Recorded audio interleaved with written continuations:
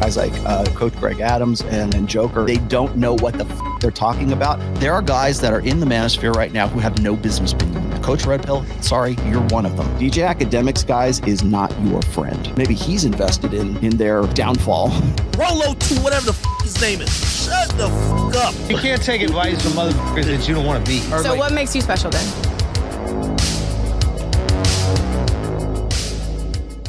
Recently, Rollo Tomassi, aka the Fraudfather, well-known plagiarist and thief and con man in the manosphere, he's been trying to discredit and attack other manosphere content creators, guys like Coach Greg Adams, Coach Red Pill, and Joker from Better Bachelor, guys who are way more successful than he is and didn't need him at all to get where they are in life and as men and as content creators. People who have no business being in certainly not in dating coaches or Red Pill this or MGTOW that. One of the problems I have, and I know you like the guy, but one of the problems I have with guys like Coach Greg Adams and Joker is that it seems to me anyways that they came into this because seemed like the coolest thing to do at the time. They're like, okay, well, I want to be they took the course and they said, I want to be a online hustler. What's going to be my niche? Let's see what's trending. Oh, MGTOW. Like if you go and you ask those guys if they're still MGTOW, I would wonder if they would still say that they aligned with MGTOW, even like Coach Greg Adams right now. Not shitting on them. Maybe they're completely sincere about it. I don't know. You could have to ask them. But when they come in and they don't know what the they're talking about, and I know because I was there 3,000 years ago, Gandalf, right? That when I'm seeing like clearly they have no clue what they're talking about, that's when I kind of got to go, they're selling cheesy stadium nachos rather than like having any kind of, understanding of what's going on. It's all nonsense. There is no one in the manosphere in it for the wrong reasons more than Rollo Tomassi, because he is only in it for the money and only in it for feeding his own psychological, pathological personality shit. He's a narcissist, psychopath, Jesus complex, Messiah complex, cluster B, cluster. That's the only reason he's in it. Now he attacks them. He's a little beta bitch, bitter bitch, because they refuse to give him credit for shit that he stole in large part. And he's been well known for being a content thief like that, a plagiarist. He steals stuff from lesser known content creators in places like So Suave and MASF back in the day, and the Red Pill subreddit at Red Pill, on Reddit. I was part of a group called So Suave, which is still around right now. After almost 20 years, is still up, and it's still a functioning forum where people go and sort of, it's like a marketplace of ideas. He's a wannabe rock star, not even has been. He never amounted to anything with those little guitars he got from Walmart or some shit like that. Those posted on his wall behind him, there's cheap garbage. In very simple terms, Coach Greg Adams, Coach Red Pill, and Better Bachelor Joker, they built their own audiences doing their own thing, way bigger than Rollo, way better than Rollo by 1,000 miles. They didn't have to kiss his ass or kiss his ring. They did it on their own without his help. And none of them are hypocrites, right? Coach Greg in particular is someone I know pretty well from speaking at my convention a couple times. I've met him, several times. He's not a fraud. He's not a hypocrite. None of that crap. And I believe the same is true for Better Bachelor. I haven't met him, so it's a bit different. They don't even sell like these scam courses and all this garbage.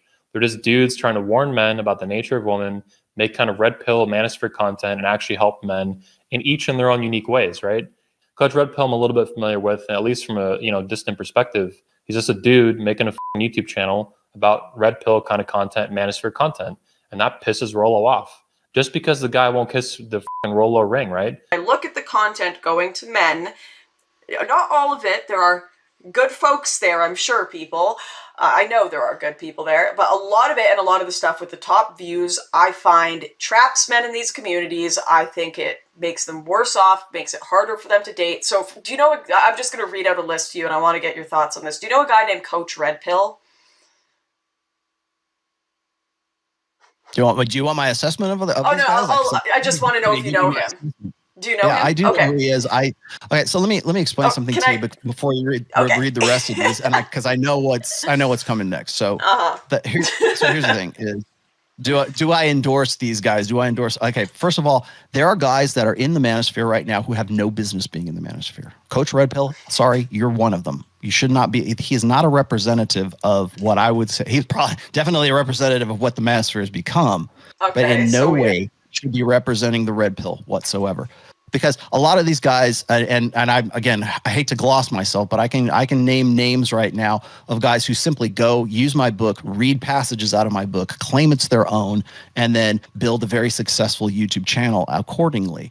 With Rollo's debate, so-called, with Lauren Southern, where she schooled his ass and ran circles around him, when she asked about Coach Red Pill, either Rollo was immediately went into full Megatron simp mode, which wouldn't surprise me. The guy's socially retarded on a good day.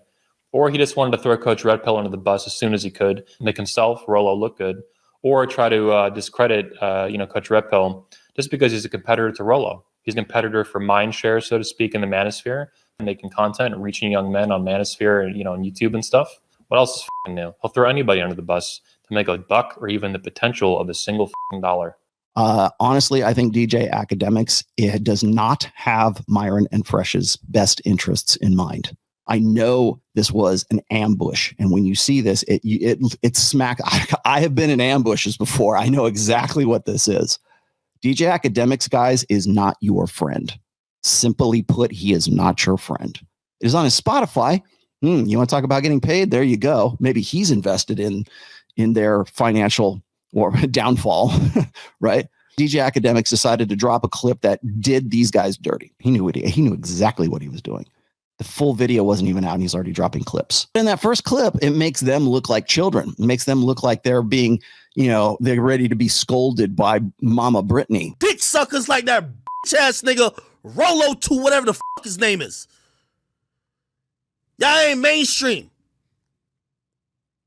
It's the reason why you ain't ever heard no criticism about you hoe ass nigga. Cause nobody talk about you but your dick suckers. Them niggas wanted to go mainstream. You don't bring academics on your show if you don't want mainstream attention. You ain't seen Fresh and Fit on TMZ before academics. They don't care what you talking about, nigga. You can write 30 books. I'm doing business. You think Brittany want to be a bum-ass nigga with 2 guitars behind her like this bum-ass nigga with nothing? This dweeb over here, this clown wrote a book and the only thing he got to show for is 2 guitars. This clown wrote a book. Only thing he got to show for is 2 guitars. If he had the boss power and the influence and the talent like me, nigga, he would have took Fresh and Fit. And while they was still like young pups with their paws, their claws not even sharpened, he would have said, let me bring y'all to the promised land before y'all even could fight to get there. But he couldn't do nothing. He just left on the sideline like a bozo. Hey, I think this guy is not in your best interest. Shut the fuck up. That's why he's super jealous of DJ Academics right now, because the Fraudfather has done nothing to help Fake and Fraud, Fed and Fraud go mainstream. DJ Academics has done a lot for them, for better or for worse. I'm not fans of them, obviously. I think they're huge frauds.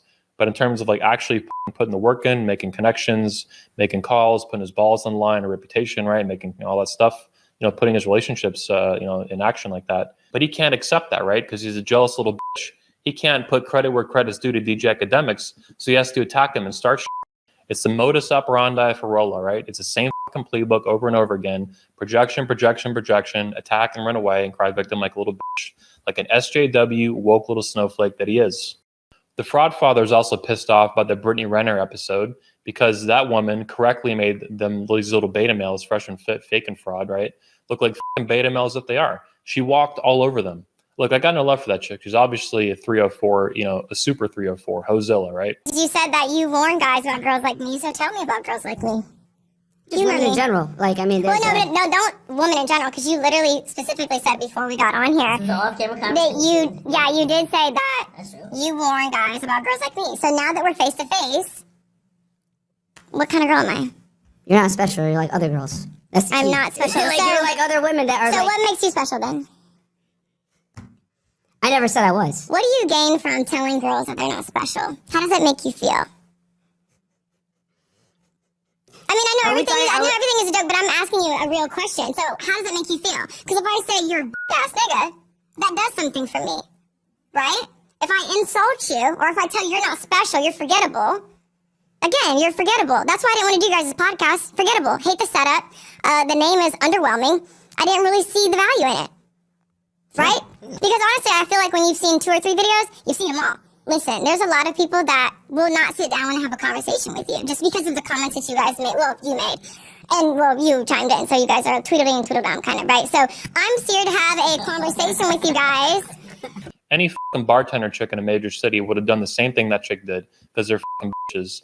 And she exposed them to all of YouTube now, right? Once again, that they're beta bitches, fresh and fit, fake and fraud, are the golden goose for Rollo to sell his fucking books, the gullible little simps, right? Little simperoos, little simpanzees. Kosh is a very easily the most simpish blue pill guy you will ever want to meet. Now, remember what I said, and maybe I did him dirty, but like, remember what I said about Mike Rashid. I said he was a blue pill alpha. Andrew Schultz is 38 years old. He got married about the middle of December of last year, of 2021. Akasha, I believe, has been married for 2 years. He mentions that later on in the show, which I actually watched the whole damn show. Thank you very much. I do my homework. And the girl that he's with is way out of his league, way SMV value, way above his own. And if he wasn't a successful, semi-successful, comedian, if he wasn't doing what he's doing, if he didn't have, I don't know if that's his name. There's some other dude named Rollo Tomassi or something. Oh yeah, he was like, I tried to watch that thing. He was on us, and I saw. You started on me. He said, academics, he's not your friend. He's a snake. And I'm like, dude, this guy. It's like, first of all, like, oh, dude, don't even get me started. It's like, you can't take advice from motherfuckers that you don't want to be. You know what I mean? Like, if you looking at a dude like that, like, first of all, just look at it like, do I want to be this guy? This is the future if I follow this. You know what I mean? Like, my understanding that Loser is in a fucking dead bedroom sexless marriage that he coaches guys about on the internet all day in total hypocritical psychological projection mode. He's just narrating his own shitty fucking life where his wife runs his ass in fucking circles because he's a loser. That's why he goes on the internet all day, bitching about women and shit, because he's in a fucking sexless marriage. Do you think husbands in healthy marriages, 7 days a week and shit, do you think they act like this guy? Do you think they bitch about women constantly? Do you think they talk about their 20s all fucking day long on the internet to little fucking 18-year-old kids on YouTube and shit? No. Guys who do that are in miserable dead bedroom marriages. Bottom line is the Fraudfather Rollo Tomassi wants to be a kingmaker in the manosphere, and he's not. We don't kiss the fucking ring. It pisses him off in his narcissistic delusions of fucking grandeur. It's sick. And he will use his own fans, just like he tried to use my attendees, as a human shield or a fucking tool, a pawn, to make money for himself and sell books and create drama and all this fucking sick shit. Because he doesn't give a fuck about the men, he doesn't give a fuck about the red pill, he doesn't give a fuck about the message. It's all about him feeding his fucking God complex, Messiah complex, Savior complex, right? That's why he talks about all the fucking time saving lives, as if he runs a fucking suicide hotline. Nothing could be further from the truth. So when he gets exposed recently by Kevin Ray Wilder and Coach Whitepill for accusing them of getting guys killed by just criticizing him, right? He's above criticism like a god, right? It's like Jesus or something, right? He's just perfect, right? He actually fucking said that on video about Kevin Ray Wilder and Coach Whitepill. they are obstacles masquerading as people. White pill guys, you're on the same fucking boat. Nobody owes you shit. Nobody owes you apology. Your guys are an obstacle to men's progress. That's what you are. I'm not saying you're responsible for their suicides or anything like that. And you know what the net result of that is? Is that guys are hurting. Guys die because of you, because of this shit. That's why. Rollo, I know you're going to watch this. So let me give you a final message. Maybe you can man the up for once, although I don't expect you to, of course. You're going to watch this video and you're going to cry. Just like you watch DJ Academics roast your ass and cry after you attack him, right? Just like you attack Coach Greg and Better Bachelor and Coach Red Pill. You better hope those guys don't come after you and roast your ass. They're going to be way less nice than I am, right? For me, this is kind of par for the course now. I have fun making fun of you and calling you out and exposing you for being a loser. Those guys don't do that on a regular basis. If they get involved, you can kiss your ass goodbye. They're going to smoke your ass. So keep crying like a little bitch. You embarrass yourself. You also embarrass the manosphere, but it is what it is. At least we can laugh at your ass as you cry like in the corner like a little girl in the fetal position. What do you guys think? Is the Fraudfather, Rollo Tomassi, trying to discredit other top manosphere content creators? Let me know in the comments. Hit like and subscribe. I appreciate it. It helps the channel, helps the video. And of course, join our new locals, only $5 a month. Buy us a cup of coffee. This has been Anthony Dream Johnson, president of the Manosphere, founder of 21 Studios and the 21 Convention. See you guys soon in the next video. Peace out.